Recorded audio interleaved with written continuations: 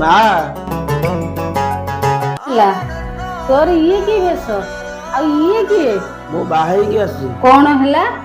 ତୁ ବାହା ହେଇକି ଆସିଛୁ, ତୋର ଗୋଟେ ବଡ ଭଉଣୀ ଘରେ ଅଛି, ତୁ ବାହା ହେଇକି ଚାଲି ଆସିଲୁ?